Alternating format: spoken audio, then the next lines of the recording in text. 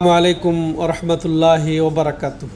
আলহামদুলিল্লাহি রাব্বিল আলামিন ওয়াল আকিবাতুল লিল মুত্তাকিন ওয়াসসালাতু ওয়াসসালামু আলা আশরাফিল আমবিয়াই ওয়াল মুরসালিন নবিয়িনা মুহাম্মদ ওয়া আলা আলিহি ওয়া সাহবিহি ওয়া মান তাবিআহুম বিইহসানিন ইলা ইয়াউমিদ্দিন, আম্মা বা'দ।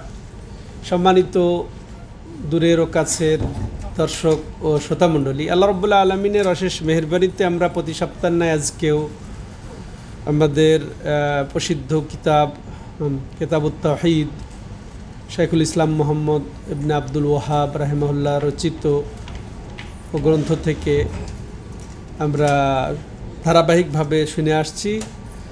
তাই বাথা ইসলামিক সেন্টার কর্তৃক আয়োজিত এই দার্সে আপনাদেরকে জানাই অভিনন্দন। তো আজকে মাশাআল্লাহ 26শে জিলকাদা 1445 হিজরির সোমবার, এই রাত্রে আপনাদেরকে জানাই শুভেচ্ছা। তো আলহামদুলিল্লাহ, আমরা ইতিপূর্বে আসলে কিতাবের শুরু থেকে পুরাটাই তাওহীদ এবং তাওহীদ কিভাবে প্রতিষ্ঠিত হবে, সুসাব্যস্ত হবে, এই নিয়েই সাজিয়েছেন তিনি অধ্যায়গুলি।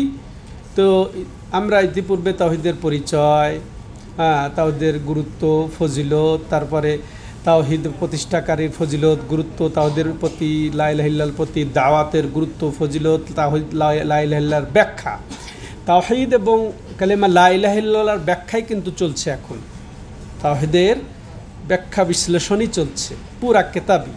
কিভাবে পজিটিভ তাওহীদ ওগুলা হয়ে গেছে পরিচয়, সেইগুলার মাধ্যমে এরপরে নেগেটিভ উল্টা দিয়ে আমরা যেটা পজিটিভ সেটা বুঝবো, তাই না?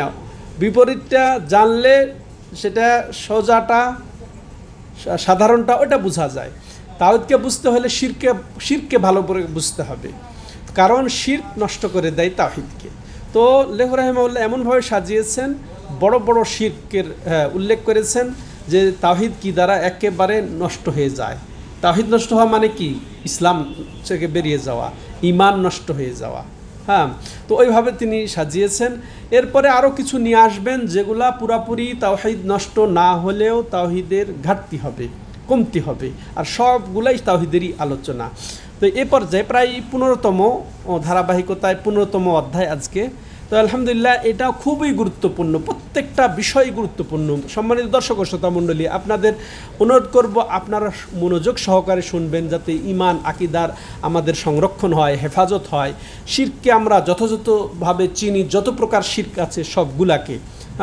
তো এখানে লেখক রাহিমাহুল্লাহ এমনভাবে তার শিরোনাম তিনি বলে নেই, তিনি নিজের ভাষাতে যে শিরোনাম লাগিয়েছেন ইতিপূর্বে, এবং নিজের ভাষা বাদ দিয়ে সরাসরি আয়াত সংযুক্ত করে দিয়েছেন শিরোনাম হিসেবে।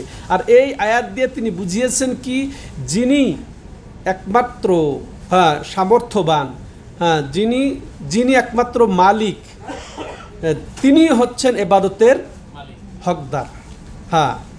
আর যে অপারগ সে কখনোই ইবাদতের হকদার হতে পারে না। তো তার এটা আমরা, যদিও লেখক রাহিমাহুল্লাহ শিরোনাম বসান না, আমরা এই শিরোনামে আলোচনা করতে পারি এটাকে শিরক খণ্ডনের অকাট্য দলিল।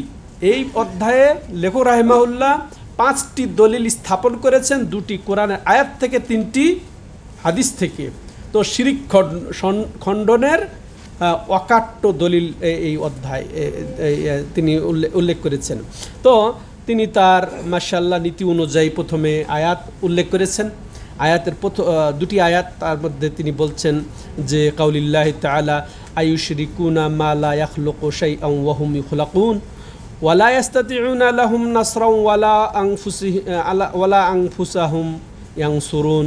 সূরা আরাফের 191 এবং 92 নম্বর আয়াত তিনি তুলে ধরে বলছেন যে আল্লাহ রাব্বুল আলামিন বলেন যে তারা কি, অর্থাৎ কারা? এই মুশরিকরা। তারা কি এমন ওই লোক সত্তার সাথে শিরিক করে, লা ইয়াখলুকু শাইআন, যারা কিছুই সৃষ্টি করতে পারে না। শাইআন মানে কোনো কিছুই, একটা দানা সৃষ্টি করতে পারে না, একটা কিছু সামান্য জিনিসও সৃষ্টি করতে পারে না, বরং ওয়াহুম ইখলাকুন, বরং তাদেরকেই সৃষ্টি করা হয়েছে। বলেন তো, এক আল্লাহ ছাড়া এমন কিছু অস্তিত্ব নিয়ে আছে টিকে বা বিলীন হয়ে যাওয়া বা আসবে, সেগুলা আল্লাহর সৃষ্টি নয়? তো সব কিছুই আল্লাহর সৃষ্টি। তো বলছে যে তারা কি এমন কিছুর সাথে আল্লাহর শিরিক করে যারা কিছুই সৃষ্টি করতে পারে না, বরং তাদেরকে সৃষ্টি করা হয়েছে। এবার একদিক আবার বলছেন ওয়ালা ইয়াস্তাতিউনা লাহুম নাসরা, এবং এমন কিছুকে তারা আল্লাহর সাথে শরিক করে যারা তাদের কোনো রকমের সাহায্য করতে পারবে না, একটু সাহায্য করতে পারবে না। ওয়ালাং ফুসাহুম ইয়ানসুরুন, না তারা নিজেদেরকে সাহায্য করতে পারে, না নিজেদেরকে সাহায্য করতে পারে। স্পষ্ট হয়ে যাবে পরবর্তী দলিলগুলা দিয়ে।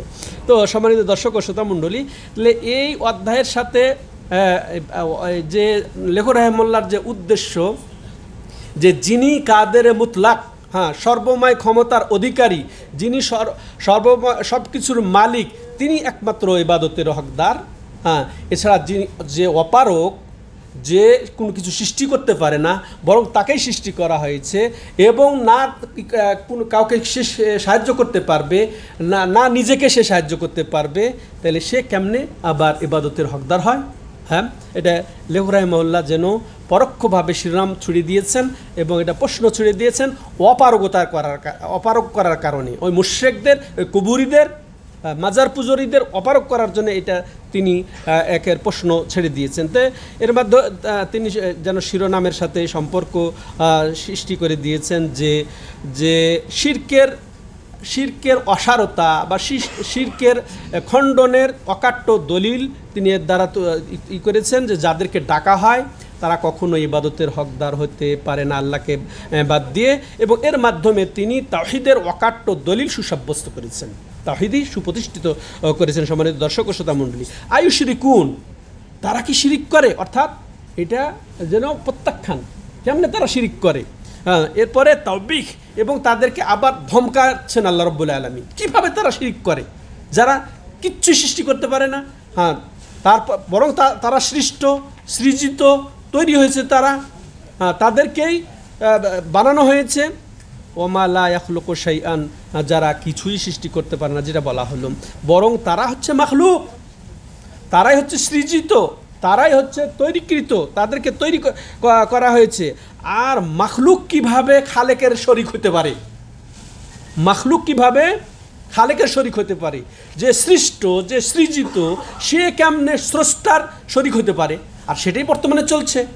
কাফের মুশরিক বাদ দেন, ইহুদি খ্রিস্টান বাদ দেন, হিন্দু বাদ দেন, আমাদের বর্তমান সমাজের মাজারে দরগায় গিয়ে যারা চাচ্ছে, প্রার্থনা করছে, ডাকছে, জবাই করছে, আশা করছে, ভরসা করছে, তারা তাদের ইবাদত করছে না? তো ও তো একজন সৃষ্ট, ও তো তাকে সৃষ্টি করা হয়েছে, তাকে কিভাবে আবার এই ডাকা তো ইবাদত, চাওয়া তো ইবাদত, প্রার্থনা ইবাদত, ভরসা ইবাদত, অনুনয় বিনয় ইবাদত, তারপরে সম্মান, সশ্রদ্ধ সম্মান ইবাদত, এটা আল্লাহর হক। তো এগুলো সব ইবাদত, মানে তাকে কিভাবে ইবাদত করে যে মাখলুক, এটাই লেখক রাহিমাহুল্লাহ চমৎকারভাবে ফুটিয়ে তুলেছেন। তাহলে অথচ তারা দেখা যাচ্ছে যে তাদেরকে কিচ্ছুই সহযোগিতা করতে পারবে না। হ্যাঁ, বরং এমনকি আল্লাহ এটাও বলে দিয়েছেন যে তারা নিজেদেরকে সাহায্য করতে পারে না। হ্যাঁ, তো তাইলে কিভাবে যে অপারক সে আবার স্রষ্টার, খালেকের আবার শরিক হতে পারে? অসম্ভব। তাইলে যে কিছুই আসলে করতে পারে না। সম্মানিত দর্শক ও শ্রোতা মণ্ডলী, তাইলে আমরা মূলত আয়াতটির সারসংক্ষেপ বুঝেছি, আমি আলাদাভাবে আর বলতে চাচ্ছি না।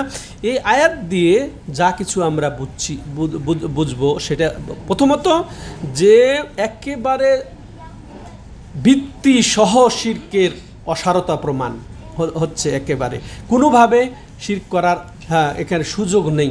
হ্যাঁ, অপারগের সাথে কিভাবে শরিক করা হয় আল্লাহর সাথে, এটা খণ্ডন হয়। যে আসলে কিভাবে আল্লাহ ছাড়া অন্যের সাথে আল্লাহকে সম্পর্ক গড়া যেতে পারে, এটা অসম্ভব, এটা বোঝা যাচ্ছে এখানে। এরপরে বোঝা যাচ্ছে যিনি স্রষ্টা, একমাত্র যিনি স্রষ্টা, সব কিছুর যিনি স্রষ্টা, আকাশমণ্ডলী কে সৃষ্টি করেছেন, পৃথিবী এবং যত কিছুর মধ্যে আছে কে সৃষ্টি করেছেন, গ্রহ নক্ষত্র উপগ্রহ সব কিছু কে সৃষ্টি করেছেন, যিনি সৃষ্টি করেছেন তিনি একমাত্র ইবাদতের হকদার। এই আয়াতটা এটাই প্রমাণ হচ্ছে। তারপর আরও প্রমাণ হচ্ছে যে আসলে মক্কার কাফের কোরাইশরা সহ যত আস্তিক শ্রেণী আছে, এমনকি জাহেল মুসলিমরা তাওহীদের রুবুবিয়াত অর্থাৎ আল্লাহকে স্রষ্টা হিসেবে, আল্লাহকে মালিক হিসেবে, আল্লাহকে রিজিকদাতা হিসেবে, তারপরে বিপদ আপদের মালিক হিসেবে তারা মানে ঠিকই, কিন্তু তারা আল্লাহর ইবাদতে তাকে এক হিসেবে মানতে পারে না, অজ্ঞতার কারণ। তারা যেমন যে তারা মূর্তি পূজা করত, তারা লাত মানাত হবলের পূজা করত, তো ঠিক হিন্দুরা ওই রকমই মূর্তি বানায়, হাতে মূর্তি বানায় পূজা করে, তেমনি ইহুদিরা তেমনি খ্রিস্টানরা আল্লাহর পুত্র মানে তারা এভাবে পূজা করে। ঠিক বর্তমান অজ্ঞ সমাজের কিছু লোকেরা এরাও একমাত্র আল্লাহর ইবাদত করতে পারে না, বরং মজার দরগাওয়ালাদেরকেও, কবরে মৃত ব্যক্তিদেরকেও, অনুপস্থিত ব্যক্তিদেরকেও আল্লাহর যে হকসমূহের অনেক কিছুই তারা তাদেরকে দিয়ে থাকে, নিবেদন করে থাকে। আর এটাই তো ইবাদত, হ্যাঁ, এটাই তো তারা ইবাদত। তাহলে এটাই হচ্ছে তাওহীদের ইবাদত। তাহলে তাহলে এখান থেকে দলিল নেওয়া হয়েছে যে তারা তাওহীদের রুবুবিয়াত স্বীকার করলেও তারা তাওহীদে উলুহিয়াত বুঝে না, বা তাওহীদে ইবাদতে তারা শিরক করে থাকে। হ্যাঁ, এখান থেকে দলিল নেওয়া যেতে পারে। তেমনইভাবে হ্যাঁ, যে মুশরিকদের সাথে তর্ক করা, কাফের মুশরিকদের সাথে তর্ক প্রমাণ হয়, এটা আল্লাহ রাব্বুল আলামিন স্বয়ং তর্ক করেছেন মুশরিকদের সাথে।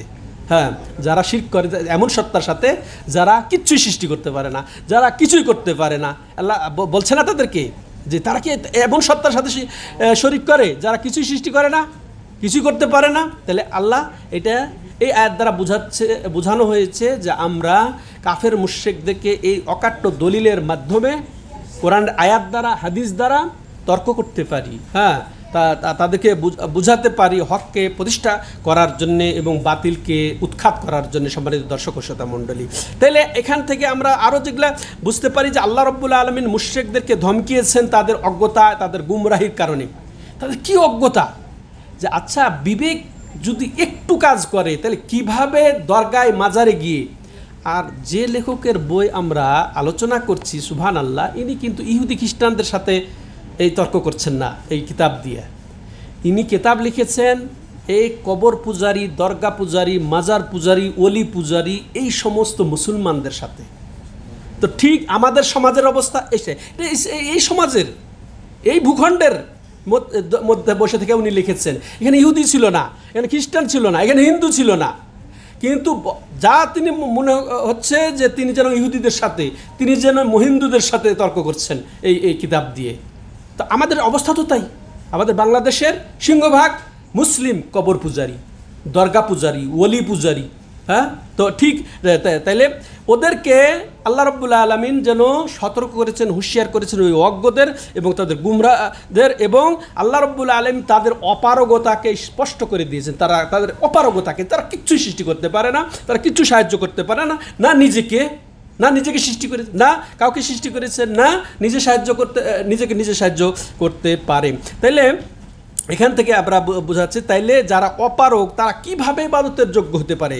তাইলে এই আয়াতে চারভাবে আল্লাহ রাব্বুল আলামিন তাদেরকে খণ্ডন করেছেন, তাদের জবাব দিয়েছেন। হ্যাঁ, যে তারা কখনোই ইবাদতের উপযুক্ত হতে পারে না, সে যত বড় ওলি হন না কেন, হ্যাঁ, যত বড় বুজুর্গ হন না কেন, যত বড় কি বলবেন পীর হোক না কেন, যত বড় কি যাই বলুক না, নবী হন না কেন, সে কারণ প্রথম কথা আল্লাহ রাব্বুল আলামিন বলছেন যে তারা তো কিছু সৃষ্টি করতে পারে না।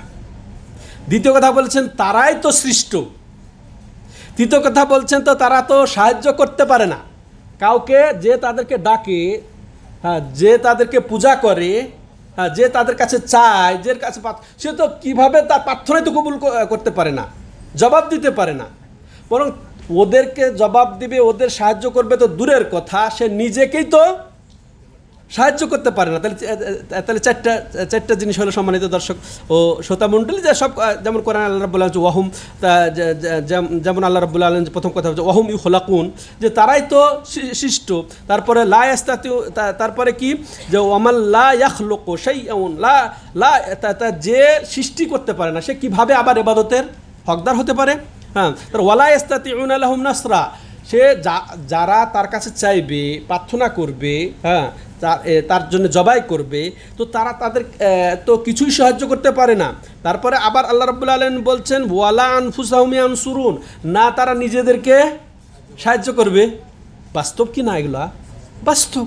আবার দেখেন আরেকটু আগে চলেন সম্মানিত দর্শক ও শ্রোতামণ্ডলী, তাহলে এটা এই আয়াতটা একেবারে চরম কঠিন অকাট্য দলিল যে যে শিরক বাতিল হওয়ার ক্ষেত্রে, শিরকের খণ্ডন হওয়ার ক্ষেত্রে, কোনো অলি কেন্দ্রিক, দরগা কেন্দ্রিক, হ্যাঁ, যেটাই বলেন না কেন, কারণ যে যিনি এই সৃষ্টি করেন, যিনি সব কিছুর ক্ষমতা রাখেন, তিনি তো একমাত্র, তিনি যেমন স্রষ্টা, তিনি একমাত্র ইবাদতের হকদার, যিনি আমাদের রিজিকের মালিক, যিনি ভালো মন্দের মালিক, যিনি আমাদের বিপদ অবতীর্ণ মালিক। এই একটা আয়াত গেল লেখক রাহিমাহুল্লাহর তার দলিল পিছনে, যে শিরক খণ্ডনের যে অকাট্য দলিল, তার মধ্যে প্রথম দলিল। দ্বিতীয় দলিল তিনি এই অকাট্য দলিল শিরক খণ্ডনের পেশ করে বলছেন সূরা ফাতিরের 13 এবং 14 নম্বর আয়াতে, যে ওয়াল্লাযীনা তাদউনা মিন দুনিহি মা ইয়ামলিকুনা মিন কিতমির, হ্যাঁ, যে এবং যারা ডাকে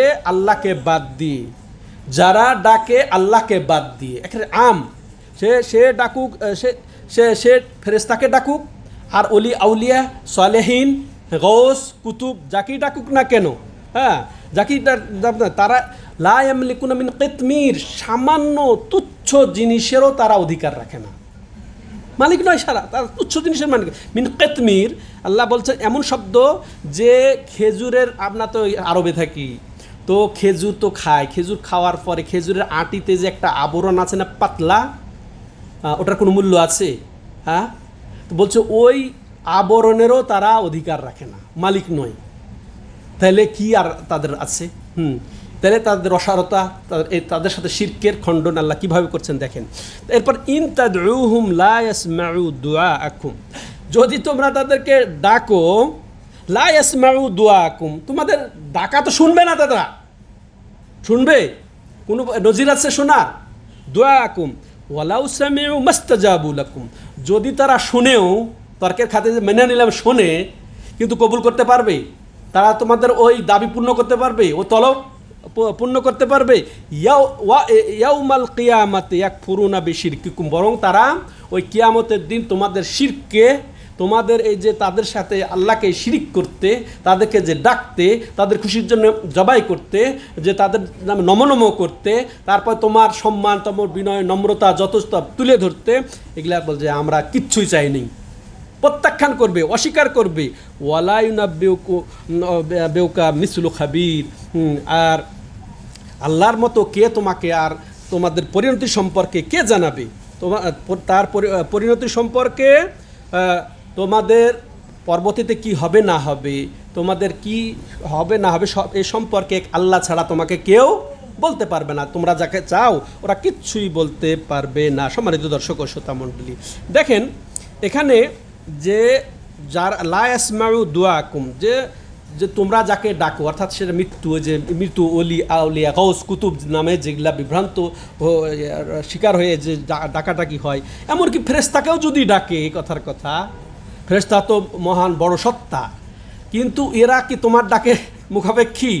তোমার ডাক কি শুনবে? নাকি তারাকে আল্লাহ রাব্বুল আলামিন যা আদেশ দিয়েছেন ওই আদেশ পালনে তারা ব্যস্ত? তোমার দিকে ঘুরে তাকাবে তারা? কখনোই হতে পারে না। এগুলা একেবারে বাজে। তাইলে সম্মানিত দর্শকতা মণ্ডলী, এই আয়াত দ্বারা সেটাই বুঝলাম যে আল্লাহকে বাদ দিয়ে যারা অন্য কোনো সত্তাকে ডাকে, তারা এক বিন্দু কিছুরই অধিকার রাখে না, কিছু মালিক নয়, বরং যাকে ডাকবে ওই শোনার জন্যে, ওই দাবি পূরণ করার জন্যে কিছু শর্ত লাগবে। আপনি যাকে ডাকবেন ওই ডাক কবুল করার জন্যে বা ওই দাবি পূরণের জন্যে কিছু শর্ত আল্লাহ রাব্বুল আলামিন এখানে জুড়ে দিয়েছেন এই আয়াতের মধ্যে। তো শর্তটা কি? যে মালিকানা তো থাকতে হবে, আমার কাছে কিছু থাকলে আপনি চাইলেন আমি দিতে পারবো। তো আল্লাহ বলে দিয়েছেন যে মা ইয়ামলিকুনা মিন কিতমির, এটা বিশ্বাস করে না যারা কবরি মাজার দরগায় যারা যায়, যে যাকে তোমার ডাকো এরা খেজুরের আবরণের অধিকার রাখে না, তাহলে ওর কাছে ডাকা চাও কি কেমনে? তাইলে আল্লাহ রাব্বুল আলামিন ওদেরকে চ্যালেঞ্জ ছুঁয়ে দিচ্ছে যে যাদেরকে ডাকছো এরা খেজুরের আবরণের মালিক নয়। তারপরে দ্বিতীয়ত বলছেন কি যে তোমাদের তোমাকে ওয়াইন তাদউহুম লা ইয়াসমাউ দুআকুম, আর যদি তাদেরকে ডাকো তারা তোমাদের ডাক শুনবে না। তা আমরা শুনাইতে যাচ্ছি জোর করে? আল্লাহ বলছেন শুনবে না যাদেরকে ডাকছো। হ্যাঁ, তাইলে এদের অপারগতা আছে যে তারা শুনবে না। তারপরে আবার আল্লাহ রাব্বুল আলামিন বলছেন যে যদি শুনে তারা তো তোমাকে দিতে পারবে না, তুমি যেটা চাচ্ছ সেটা অপারগ, অক্ষম। তো এই অক্ষম, তারপরে যে শুনবে না, তারপরে যে অধিকার রাখে না, একে কিভাবে তুমি রাখো? তো যিনি মালিক অধিকার রাখেন, যিনি শুনবেন, যিনি শুনে জবাব দিবেন, তো তাকে না তুমি ডাকবে? তাহলে আল্লাহ ছাড়া আর কেউ আছে এরকম?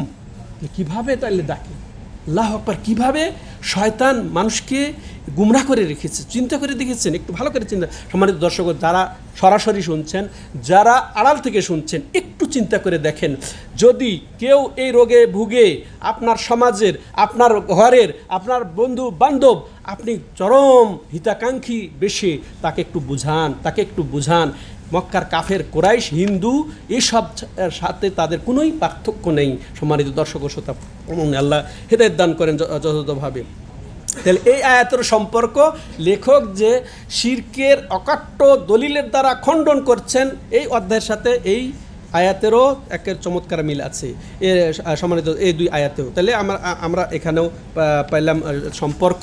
এবার শুনেন এই আয়াতে আমরা কি বুঝলাম সংক্ষেপে। প্রথম হচ্ছে যে শিরকের অসারতা প্রমাণ হলো এই আয়াত দ্বারা, প্রমাণ হলো, হ্যাঁ, যে একেবারে অকাট্য দলিল দ্বারা, স্পষ্ট দলিল দ্বারা। দ্বিতীয়ত যা আমরা বুঝলাম যে শোনার জন্যে, ইবাদত পাওয়ার জন্যে দলিল থাকতে হবে, অধিকার থাকতে হবে, তার শ্রবণ শক্তি থাকতে হবে, বুধ শক্তি থাকতে হবে, জবাব দেওয়ার শক্তি থাকতে হবে। তো যাকে তারা ডাকে মাজারে, মৃত্যু ব্যক্তিকে, মৃত্যু অলিকে, বা কোনো অদৃশ্য কি বলেন পীর সাহেবকে যারা ডাকে, এরা এগুলা কিছু করতে পারে? কিছু করতে পারে না। তাহলে এদিক দিয়ে খণ্ডন হলো যাকে দেওয়া হয়। তাহলে বলা হলো যে অধিকার থাকতে হবে, শ্রবণের ক্ষমতা থাকতে হবে, এবং জবাব দেওয়ার, কবুল করার, দোয়া কবুল করার, আবেদন কবুল করার যোগ্যতা বা ক্ষমতাও থাকতে হবে। আর এগুলা কিছুই নেই আল্লাহ ছাড়া অন্যের। এরপরে আমরা এটাও বুঝলাম যে আকীদা, ঈমান, তাওহীদ এগুলা জোশে চলে না, হ্যাঁ, এগুলা আবেগে চলে না, হ্যাঁ, এগুলো আবেগে চলে না, অনুমানে চলে না, দেখা দেখি চলে না, চিন্তা ভাবনা করে এগুলা চলে না, বরং এগুলা অকাট্য দলিল, যেভাবে আল্লাহ রাব্বুল আলামিন বলেছেন ওই অকাট্য দলিলের মাধ্যমে সুসাব্যস্ত হতে হবে। হ্যাঁ, তারা যে যার কাছে চায় এগুলোর অকাট্য দলিল থাকতে হবে, চাইলে ফায়দা হবে, হ্যাঁ, দিতে পারবে। তাহলে এগুলা অন্ধ দেখা দেখি, বর্তমান ইয়ের থেকে, পুরাতন যুগ থেকে বর্তমান আধুনিক যুগের যত শিরকের কারবার চলছে, সব দেখা দেখি, অন্ধ অনুকরণ। ওই তখনও তাই, ঠিক ওই দেখা দেখি, একজন আরেকজনের দেখা দেখি মাজারে দৌড়িয়ে যায়, বিপদে পড়লেও যায়, সুখেও যায়, দুঃখেও যায়। এটা তো এটাই এই আকীদা, ঈমান, এটা আসলে দেখা দেখি নয়, বরং এটা দলিল দ্বারা সুসাব্যস্ত, অকাট্য প্রমাণ দ্বারা সাব্যস্ত হতে হবে।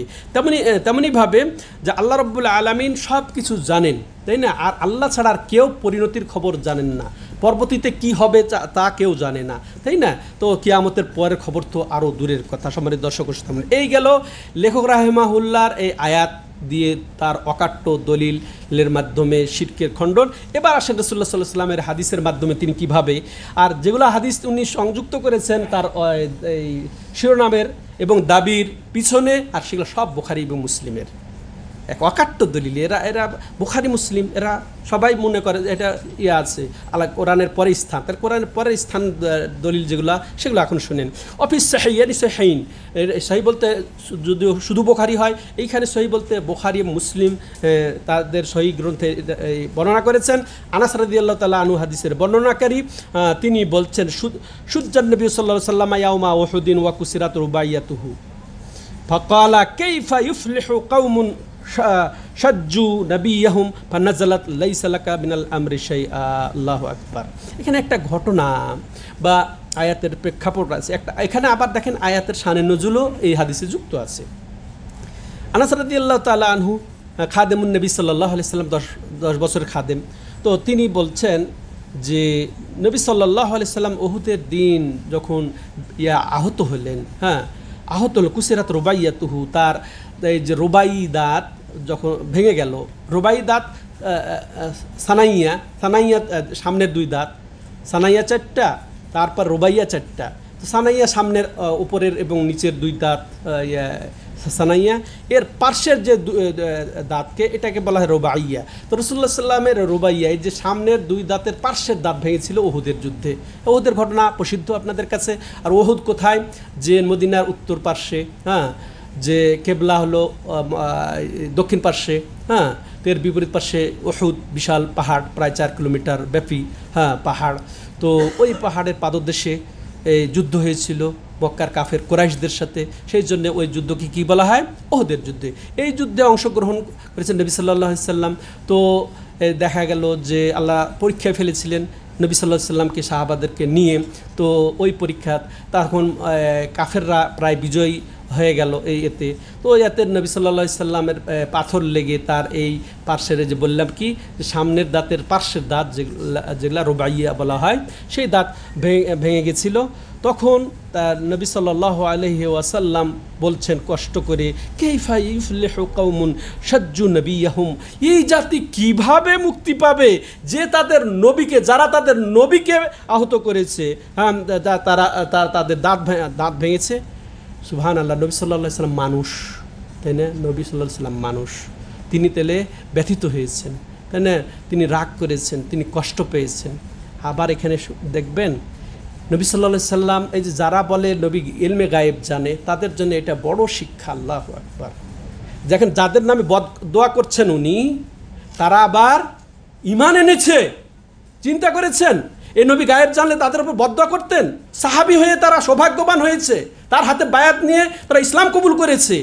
আর প্রতিভক্তির লোকেরা নবীকে গায়েব জানতা না বললে তাদের পেটের ভাত হজম হয় না, তাদের নবীর প্রতি আর সম্মান তাদের প্রদর্শন হয় না। আর এখানে দেখেন নবী সাল্লাল্লাহু আলাইহি সাল্লাম বদদোয়া করলেন এই উহুদের যুদ্ধে, আর ওরা 3 জন যাদের নামে নাম ধরে আসতেছে, যাদের নামে নাম ধরে ধরে বদদোয়া করেছেন। বদদোয়া মানে কি? আল্লাহ তুমি তাদেরকে রহমত থেকে বঞ্চিত করো, দূরীভূত করো, বিতাড়িত করো, এইভাবে বলছেন। আর ওই তারা সৌভাগ্য হচ্ছেন সাহাবী হয়ে, উনি ইলমে গায়েব জানেন।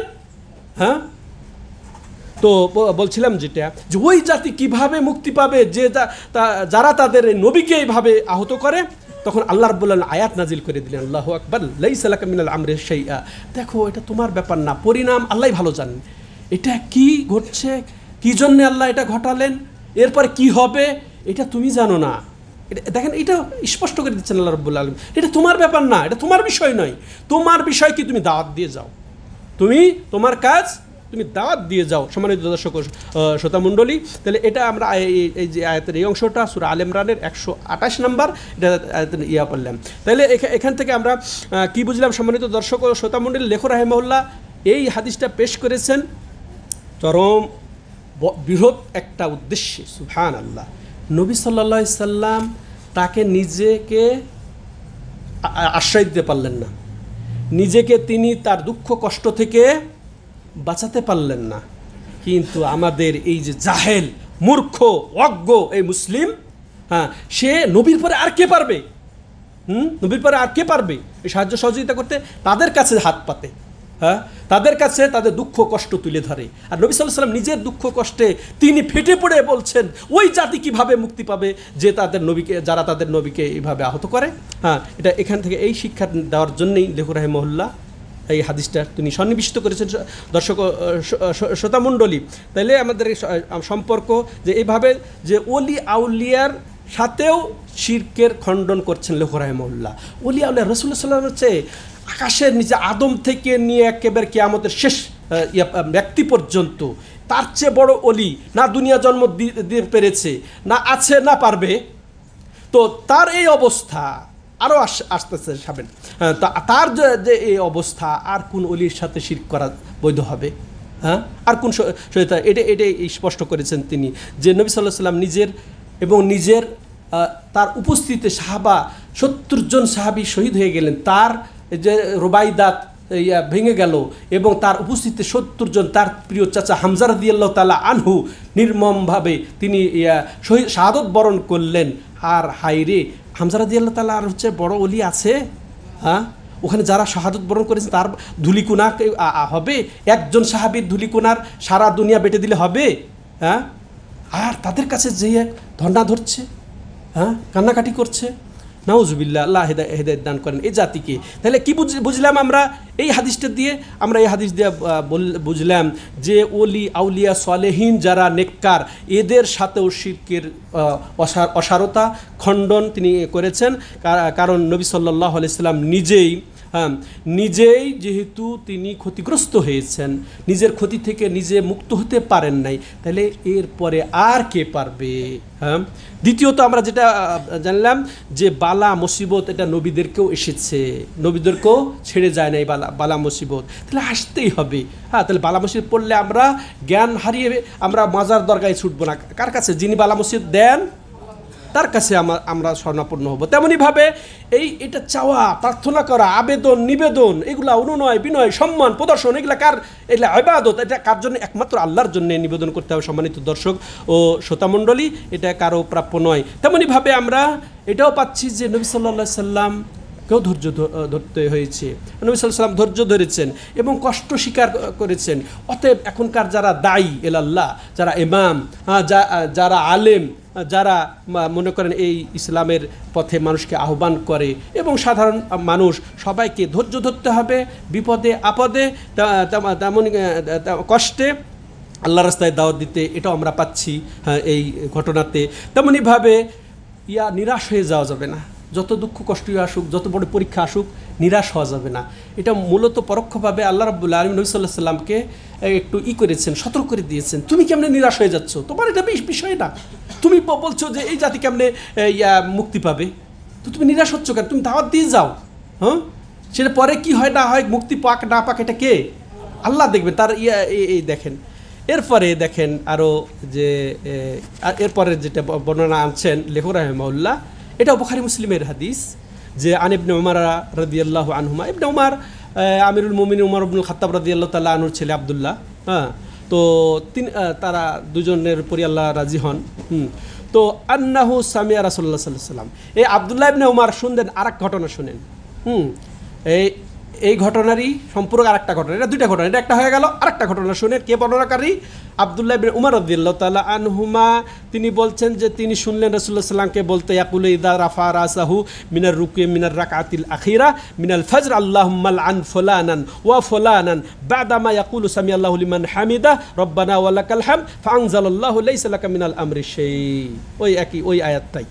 তো দুইটা ঘটনা পরে আল্লাহ আয়াত নাজিল করেছেন, দুইটাতেই নবীকে শিক্ষা দিয়ে আল্লাহ আয়াত নাজিল করেছে। ওটা একটা ঘটনা গেল। এবার আরেকটা ঘটনা, এবার আব্দুল্লাহ ইবনে উমর রাদিয়াল্লাহু তাআলা আনহু যখন নবী সাল্লাল্লাহু আলাইহি সাল্লামকে বলতে শুনলেন যে মাথা উঠিয়ে রুকু থেকে, ফজরের 2 রাকাতের দ্বিতীয় রাকাতে রুকু থেকে উঠে যখন সামি আল্লাহু লিমান হামিদা বলতে শুনলেন, এরপরে কি বলছেন তিনি? আল্লাহুম্মা লান ফুলানান, হে আল্লাহ তুমি উমুকের প্রতি লানত করো, তুমি উমুকের প্রতি লানত করো। কখন বলে? সামি আল্লাহু লিমান হামিদা ওয়ালাকাল হামদ।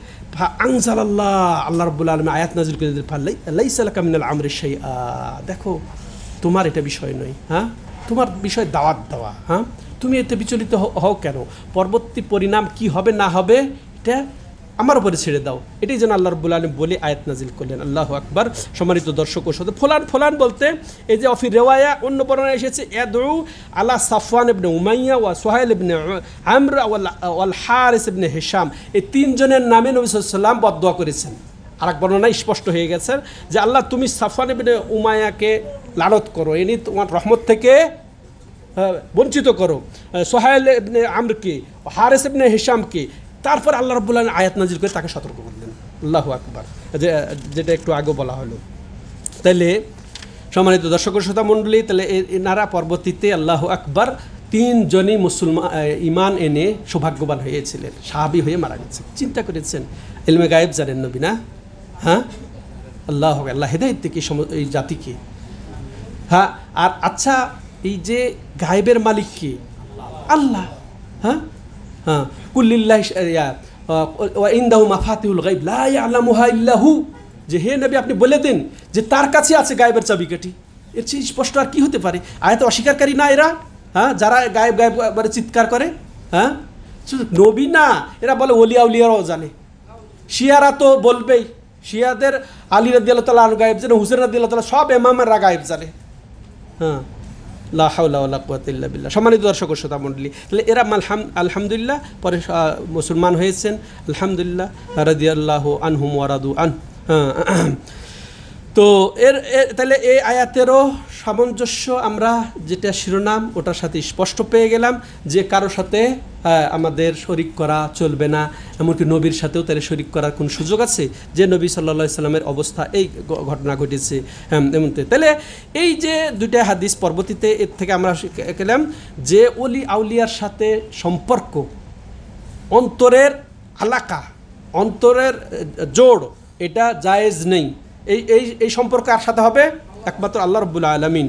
তো আমার যতই অভাব হোক, যতই বিপদ হোক, যতই কষ্ট হোক, যতই কিছু হোক, এটাকে দূর করার জন্যে সম্পর্ক একমাত্র আল্লাহর, ওলি আউলিয়ার সাথে, এমনকি নবীর সাথেও সম্পর্ক রাখার এই যে পরিণাম বুঝতে পারছেন তো, শুনলেন তো আপনার সরাসরি কোরআন এবং সহিহ বুখারী ও মুসলিমের হাদিস থেকে। তো এটা আমরা বুঝলাম।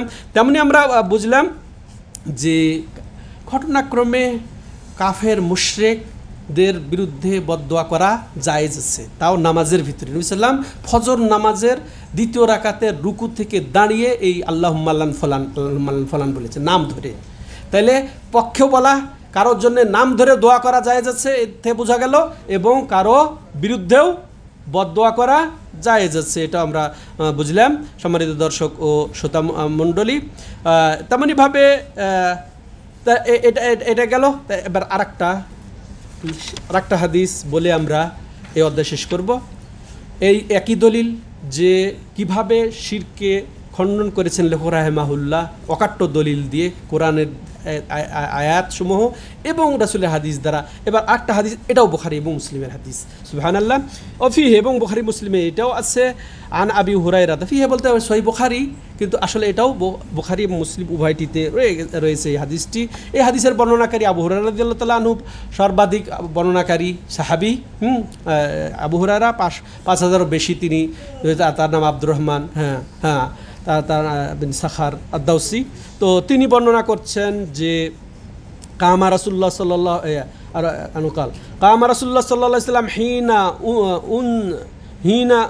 হিনা আনজালাল্লাহু তাআলা ওয়া আনযির আশিরাতাকাল আকরাবিন ফাকালা ইয়া মাশারা কুরাইশ আও কালিমাতান নাহওয়াহা ইশতারু আনফুসাকুম লা উগনি আনকুম মিনাল্লাহি শাইআ ইয়া আব্বাস ইবনা আব্দুল মুত্তালিব লা উগনি আনকা মিনাল্লাহি শাইআ ইয়া সাফিয়াতু আম্মাতা রাসূলুল্লাহ সাল্লাল্লাহু আলাইহি ওয়াসাল্লাম লা উগনি আনকা মিনাল্লাহি শাইআ ইয়া ফাতিমাতু বিনতা মুহাম্মাদিন সালিনি মিম্মা লিমা শিত লা উগনি আনকা মিনাল্লাহি শাইআ। আল্লাহু আকবার। বুখারী মুসলিম নম্বর 100।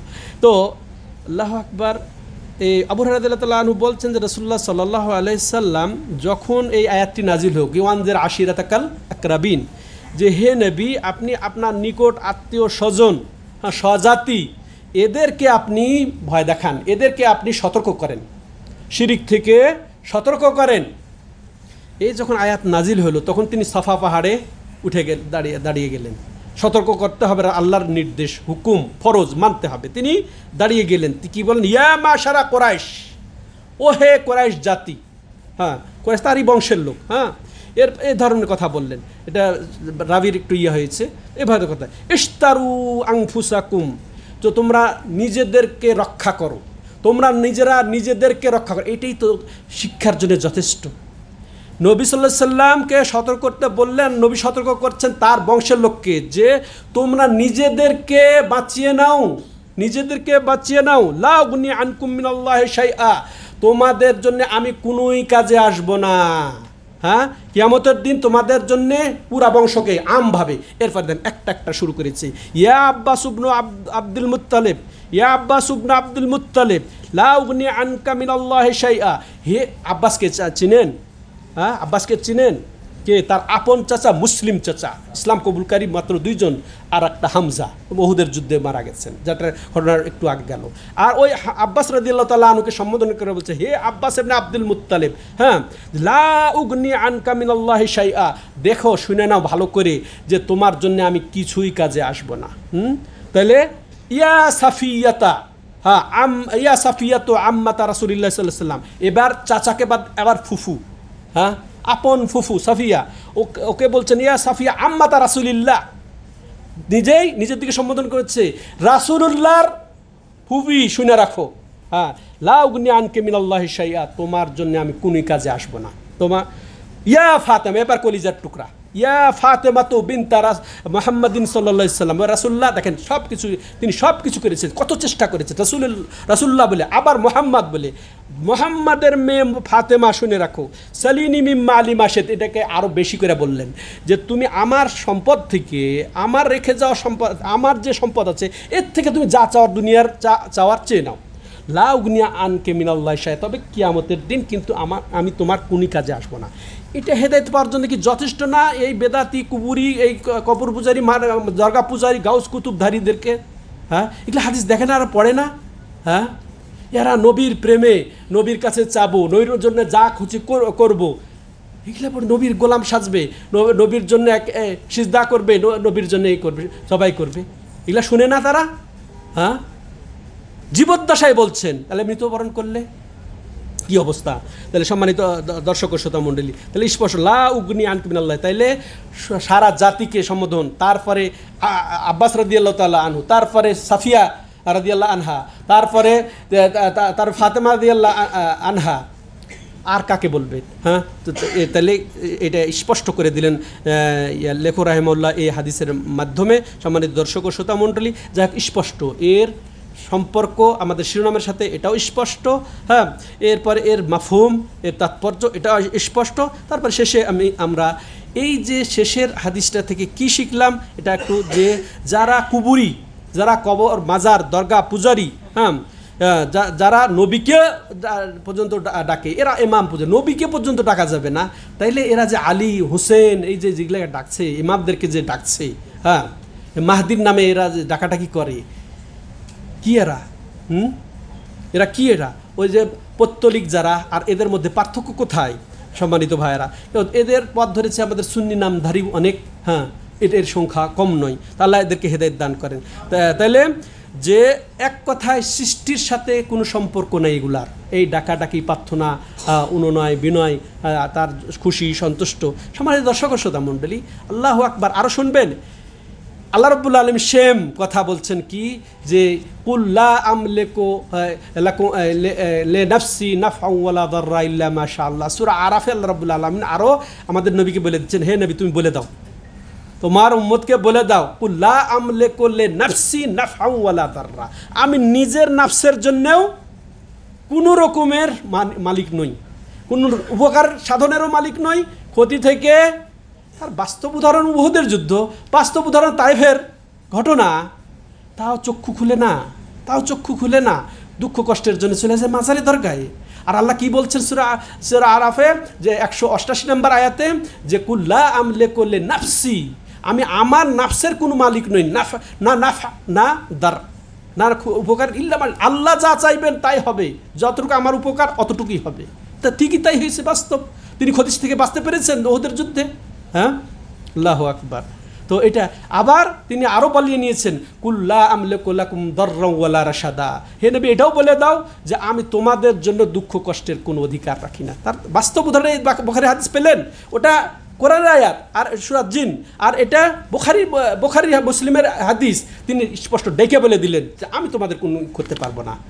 নিজের, তারপরে খানদানের এত নিকট তাদের কলিজার টুকরা, একে বলে দিলেন। আর নবী আপনার জন্যেও এটা একই হুকুম। আর তাহলে আর কে আপনার দুঃখ কষ্টের মালিক হবে, সাহায্য করবে? এটা একটু চিন্তা করতে হবে না? তাহলে এদের খণ্ডন হলো এই হাদিসটা। সম্মানিত দর্শক ও শ্রোতামণ্ডলী, তেমনইভাবে এটাও বোঝা গেল যে কারো কাছে চাওয়া যাবে না যারা কোনো সামর্থ্য রাখে না, যারা তো কোনো ক্ষমতা। তেমনইভাবে নবী সাল্লাল্লাহু আলাইহি সাল্লাম আল্লাহর হুকুম পালন করার জন্যে দ্রুত ধাবিত হয়েছে। যখনই বলতো আনদের আশিরাতাল আকরাবিন, তুমি তোমার নিকট আত্মীয়দেরকে ভয় দেখাও, তখন তিনি সাফা পাহাড় ডেকে তাদেরকে সতর্ক করে দিলেন, তোমরা নিজেদের আমল নিজে করো, ইমান আনো, এ নিজে আমল করো, এর মধ্যে কোনো ছাড় নেই। আমি কিছুই করতে পারবো, ইমান যদি না আনো, আমল যদি না করো, আমি নবী হইয়াও তোমাদের কোনো কিছুই করতে পারবো না, একেবারে অক্ষরে অক্ষরে জানিয়ে দিলেন তার বংশের লোককে। এরপরে এটাও যে তাইলে বোঝা যাচ্ছে যে ইমান এবং আমল ছাড়া আমাদের বাঁচার কোনো পথ নাই। তাহলে ওসিলা কোনটা বাঁচার? ঈমান এবং আমল। তাহলে ঈমানের ওসিলা দিয়ে বাঁচতে হবে এবং আমলের ওসিলা দিয়ে বাঁচতে হবে। সম্মানিত দর্শক ও শ্রোতা মণ্ডলী, লেখক রাহিমাহুল্লাহ এত বিচক্ষণতার সাথে দুর্দশিতার সাথে কেতাবটা সাজিয়েছেন। এখন হয়তো বলবে যে আমরা তো আসলে ওদের ইবাদত করি না, ওদেরকে ডাকি, ওদের যে একটা মধ্যস্থতা মনে করে, এটা যে বলবে তার পরবর্তীতে লেখক রাহিমাহুল্লাহ আরেকটা অধ্যায় আনছেন বিনা শিরোনামে, ওটা এই একই ভাষা একই মর্মে।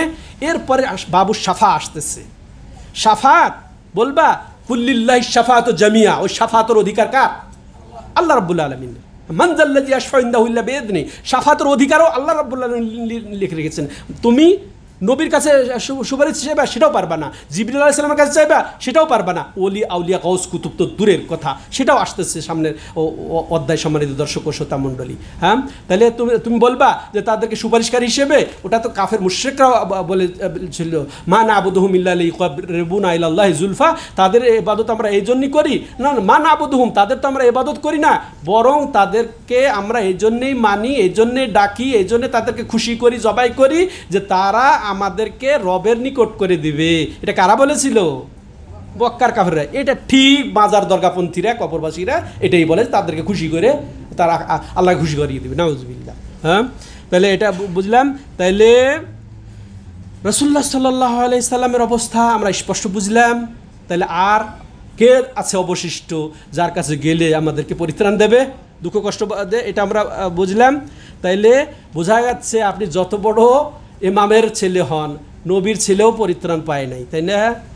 আমাদের নবী সাল্লাল্লাহু আলাইহি সাল্লামের মেয়েকে ওইভাবে তিনি হাতছাড়া করে দিলেন, যে ওই দিনের কিছুই আমি করতে পারবো না, এখন তুমি চাই নাও, যা পারো। তাইলে আর কোন আছে এখানে? পীরগিরি চলবে না, গদ্দিনাসীন চলবে না, যে পীরের ছেলে পীর, হ্যাঁ, আলেমের ছেলে আলেম হয়ে যাবে, উনি হয়ে যাবেন। হ্যাঁ, এই ছাড় নেই ইসলামে। তো আল্লাহ রাব্বুল আলামিন আমাদেরকে যথাযথভাবে তাওহীদ বুঝার তৌফিক দান করেন, শিরক থেকে সতর্ক হওয়ার তৌফিক দান করেন।